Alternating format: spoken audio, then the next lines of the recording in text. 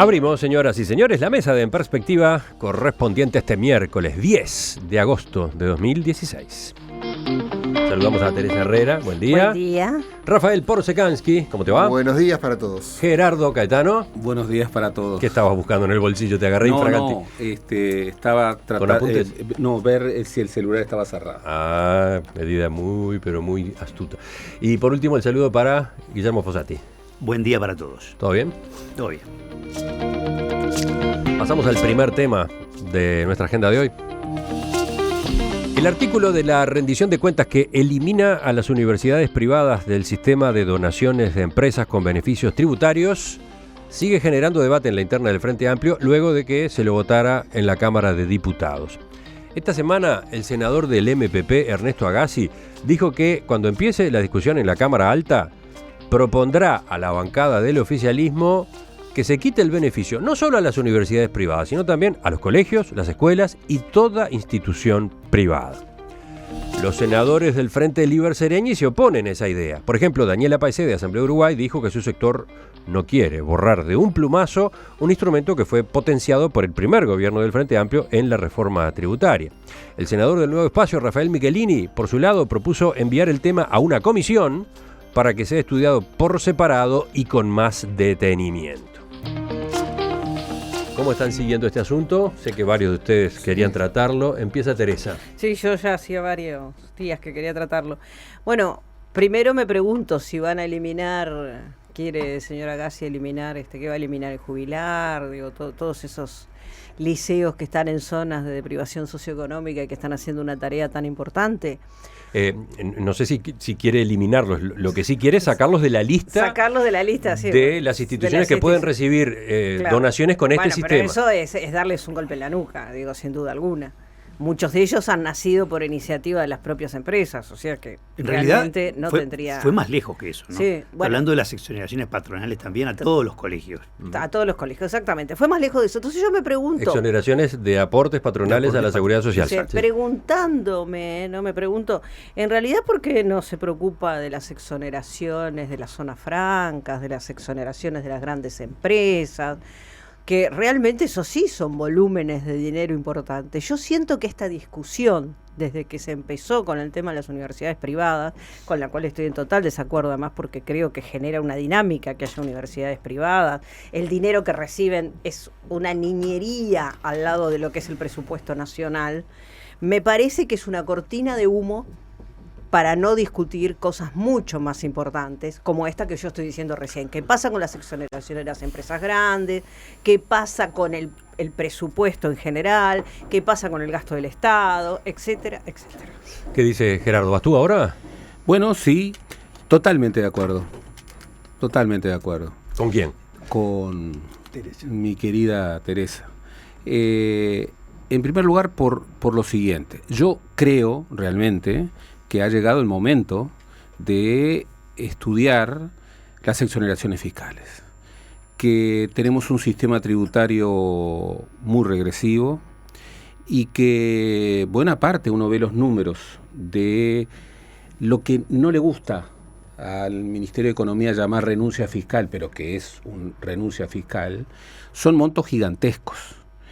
Y creo que además el cuco de que si cambiamos esa regla de juego, aunque sea en forma muy moderada, ya no vamos a poder captar inversión extranjera, no deja de ser un argumento falaz. Yo creo que hay espacio como para discutir en serio las exoneraciones fiscales. Ahora, arrancar por esta vía, que por otra parte se inscribe en un tema nacional, de preocupación nacional, cuando todos debiéramos asumir por todas las vías y mecanismos cómo atender una situación educativa gravísima, que sigue siendo el principal problema para construir una sociedad más igualitaria y libre. Me parece que es una señal que algunos han dicho ideológica.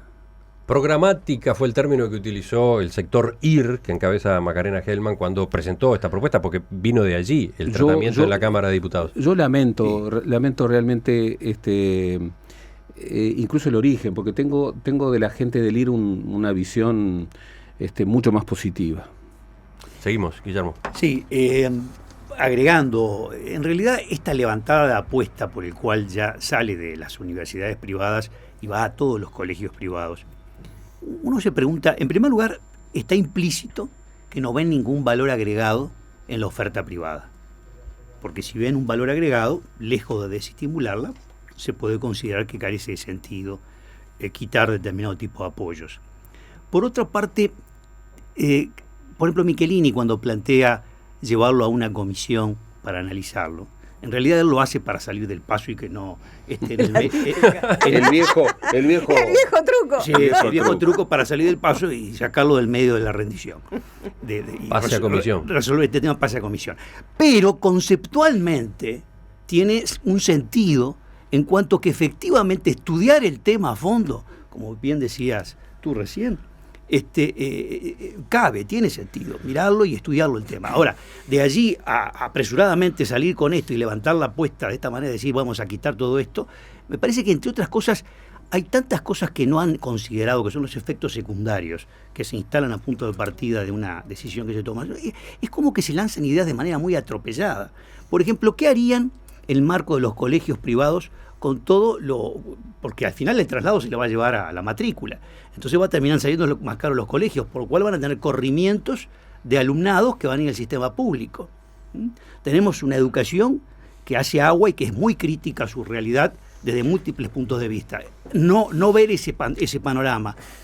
Independientemente de que también eventualmente uno podría decir, bueno, ciertos apoyos a emprendimientos en colegios en barrios sumergidos, yo marcaría una priorización y por lo tanto entiendo que hay razón para estudiar el tema a fondo a los efectos de maximizar los beneficios para la sociedad. De eso no me cabe ninguna duda, pero no es lo mismo que lo que están haciendo. Yo recuerdo, antes de seguir con las voces de la mesa, algunos de los argumentos que se han manejado desde el sector IR y desde los grupos que apoyan esta medida. Uno, que las universidades privadas en particular, junto con las instituciones privadas de enseñanza, tienen beneficios, otros beneficios ya.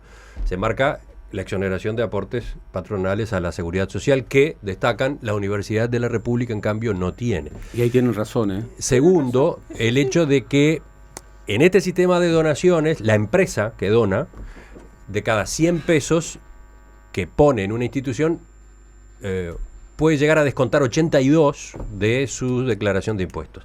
O sea que en definitiva lo que pone son, digamos, 18 en el máximo, y de hecho lo que está haciendo es que una plata que iba a rentas generales se direcciona, una plata de impuestos se direcciona a una determinada institución. Esta parte también genera rechazo en estos sectores, ¿no? Que haya empresas privadas que puedan resolver a dónde va una parte del dinero de los impuestos. Está bien, lo dejo para después desarrollarlo. Otro concepto que me parece muy importante es el de la libertad de la enseñanza, ¿no? Lo desarrollo. Ahora sí, Rafael. Bueno, yo coincidiendo con algunas cosas que han planteado los compañeros acá, que han sido predominantemente críticos, digamos, de esta iniciativa, yo quiero marcar algunas posiciones personales matizando algunas cosas. En primer lugar, soy un firme creyente de que para solucionar el gravísimo problema que tiene nuestra educación media, se necesita del Estado, de la educación pública concretamente. Valoro mucho lo que son experiencias como el Jubilar, lo que son experiencias como el Impulso, pero no hay posibilidad, desde el punto de vista económico, de solucionar los problemas de la educación media con, no sé, 15.000 liceos Impulso, es imposible desde el punto de vista económico. Es decir, Liceo Impulso, Liceo Jubilar son parches, son simplemente parches. Una respuesta integral para solucionar el problema de la educación en nuestro país, el grave problema de la educación media, tiene que ser mejor educación pública. Primero, ese primer punto. Segundo punto, respecto a esto último que mencionabas del IRAE, está bueno que los uruguayos nos informemos de cómo funcionan las cosas. Nos hemos educado, por ejemplo, yo soy un firme creyente en la obra de la Teletón, y en la institución Teletón, pero nos hemos educado inicialmente con la idea de que la Teletón se financiaba gracias a la solidaridad de las empresas. Eso es mentira. Eso no es cierto. La Teletón se financia gracias al dinero que el Estado renuncia y que los contribuyentes aportamos, y a ese 17% que perfectamente puede ser considerada publicidad masiva de las empresas que, digamos, mientras apoyan la campaña Teletón, hacen una publicidad gigantesca. Las cosas en su lugar. Ojo, hay mucho aporte de la gente. Y ¿no? después la gente. De la y después hay colectas fenomenales de la gente, en todo el país, ¿no? Y una cosa más. Una cosa es decir esto de las empresas y otra cosa es también reconocer que hay muchos empresarios que calladitos ponen dinero de su bolsillo y sin hacer ninguna exención impositiva. Una cosa es la política de exención de la que se aprovechan las empresas, y otra cosa es lo que hacen los empresarios individuales. Dicho estas cosas, me parece pésimo el timing que eligió el Frente Amplio para discutir esto. Esto no tiene que ser discutido en una rendición de cuentas donde hay 700 millones de dólares como mínimo que se están por recortar a la educación. Esto merece una discusión por separado, detenida y digamos, a fondo. No, en eso estuvo muy bien. Y sin sesgos ideológicos. Y sin sesgos ideológicos. Y estuvo muy bien el presidente que va a asumir del Frente Amplio, Javier Miranda, en justamente aludir a que la oportunidad escogida para discutir esto y para aprobar lo que se aprobó en la Cámara de Diputados no pudo haber sido peor. Yo creo que más allá de la oportunidad, que coincido totalmente, que más inoportuno no pudo ser, me parece que además la discusión que nos merecemos es, yo soy hija de la educación pública en la Argentina, no acá, pero soy hija de la educación pública, y creo muchísimo en la educación pública, y creo que todos los países tienen que tener educación pública, y en un país como Uruguay más. Y todo lo que decía Rafael en torno a la necesidad de mejorar la educación pública, que estamos todos en coincidencia, pero también creo que en los países tiene que haber libertad de enseñanza y que la gente tiene derecho a poder optar por determinados lugares donde estudiar, donde aprender, que tiene que haber educación privada. Y también creo, porque me parece que lo que está detrás de esto, más allá del tema de la plata, que como todos coincidimos en que es irrisorio en términos de un presupuesto nacional, está esta famosa discusión ideológica de si tiene que haber o no tiene que haber educación privada, etcétera, que me parece que ya fue laudada hace mucho tiempo. Es decir, la educación privada de las universidades privadas vinieron para quedarse, le guste. Sí, pero eso no es lo que está en juego, ¿eh? No, lo que está en juego es quién la financia. No, a ver, sí y no. Sí y no. Porque a mí me parece que cuando se dice esto es un tema ideológico, esto es un tema programático, esto es un tema de este tipo, sobre la financiación, se está hablando no solo de la financiación, se está hablando de una visión que a mí me parece que todavía predomina lamentablemente en Uruguay, de que la universidad es la UDELAR, y no es tan así. Sigamos. Yo creo que tener buenas universidades privadas le hace bien al país. En relación a lo que Teresa estaba señalando, se suele presentar también la realidad de Finlandia.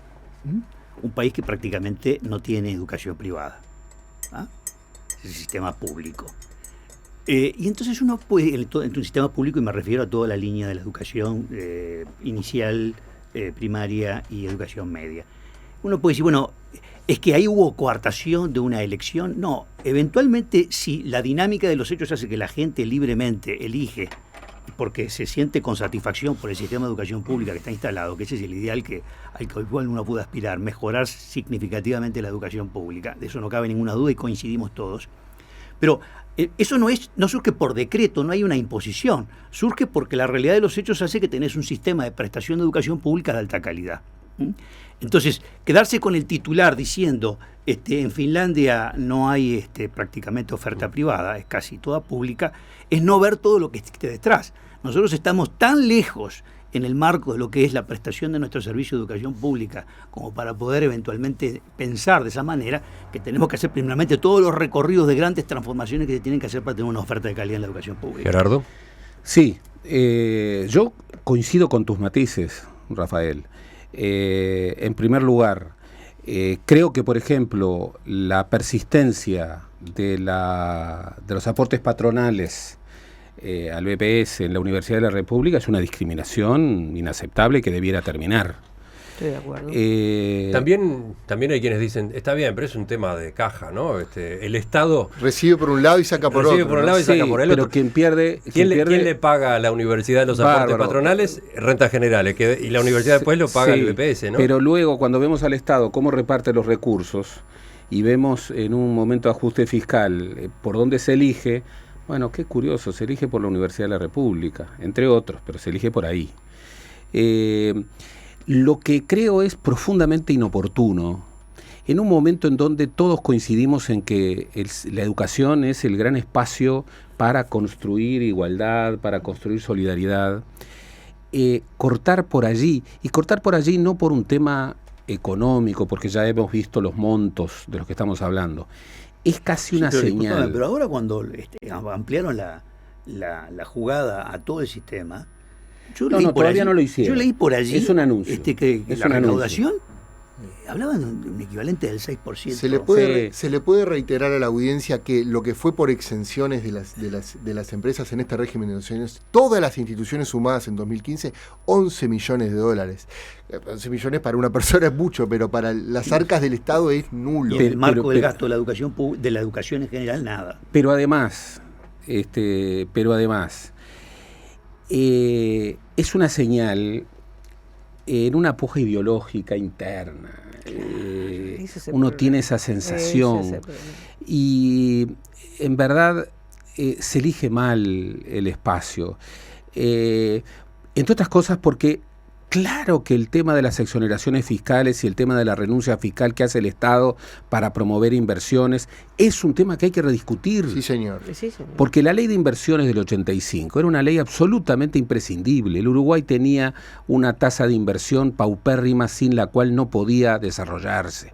Estaba entre las peores de América Latina. Bien, la ley de inversiones tuvo su momento, tuvo su justicia, era un instrumento idóneo. Pero 11 años después, en este nuevo contexto, seguir planteando de que allí está el núcleo para la captación de inversiones extranjeras directas y cualquier movimiento es un movimiento que espanta las inversiones, creo que es un error. Pero por eso, ¿te consta eso?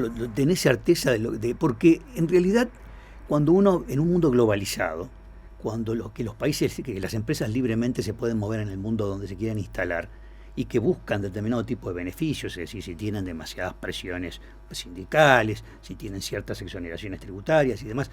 Mirá que estoy razonando en voz alta, no estoy defendiendo ninguna posición, estoy simplemente pensando si efectivamente será así en la realidad de un mundo globalizado donde las empresas libremente se mueven a ver dónde se instalan. Mira, contesto rápidamente.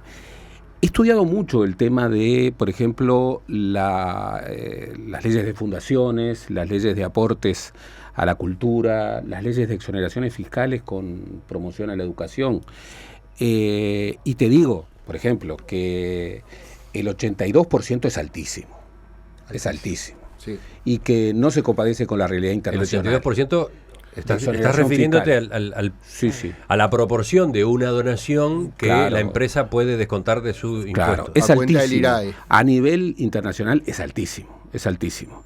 Yo pensé que te estaba refiriendo a la inversión extranjera. Y en cuanto a la inversión extranjera, y bueno, exploremos. Nadie puede estar seguro ni de una cosa ni de la otra. Lo que sí podemos estar de acuerdo es que es un tema para analizar y para discutir. Sí, sin duda. Porque, vuelvo a señalar, la estructura tributaria, los orígenes de lo que recauda el Estado son profundamente injustos. El 50% del IVA, luego un porcentaje cercano al 30% del IRPF. Y cuando vamos a los impuestos directos, el impuesto al patrimonio y el IRAE, juntos son el 20%, 13 más 7. ¿Cerramos por hoy? Muy cortito. Yo creo que sí, yo creo que lo que hay que hacer es derribar mitos. A mí me parece que hay un mito de la distribución económica en el país que con los números que acaba de dar Gerardo me parece que es bastante claro en términos de lo que significa dónde se pone el aporte mayor a rentas generales. Y también hay otro mito como el de la educación gratuita. La UDELAR no es gratuita. La UDELAR cuesta mucho cursarla, cuesta mucho, ni que hablar para la gente del interior, aunque hay un programa de becas, pero más o menos paupérrimo. Digo, obviamente nadie puede venir del interior a estudiar acá solo con la beca. Y después está el Fondo de Solidaridad, donde hay que devolverle a la universidad aquello que se recibió. O sea que me parece, yo no estoy diciendo que sea ni bueno ni malo, lo que yo estoy diciendo es que me parece que hay mitos que hay que derribar. Rafael Porcecanqui escribió su Sí. columna del fin de semana pasado en nuestro sitio en perspectiva.net, centrada en el Fondo de Solidaridad. Sí, Claro. me pareció que era un análisis necesario, porque cuando uno dice que se van a eliminar las exenciones porque la universidad, para defender a una universidad pública que es gratuita, yo creo que es una idea errónea, porque si a un sector de la población se le pide que pague una tasa durante muchos años luego de haberse graduado, y específicamente para gastos universitarios, para solventar un sistema de becas, cosa que me parece muy loable, pero evidentemente deja de ser gratuita para esa persona que se recibió.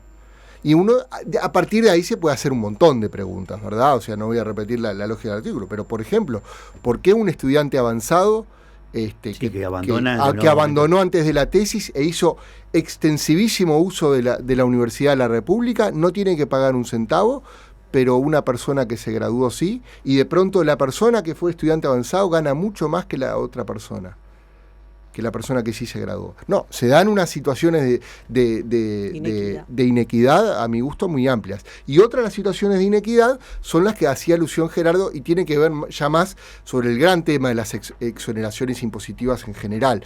Es decir, ¿cuáles son las cargas tributarias que tiene un pequeño y mediano empresario instalado aquí en el Uruguay comparado a lo que es Botnia?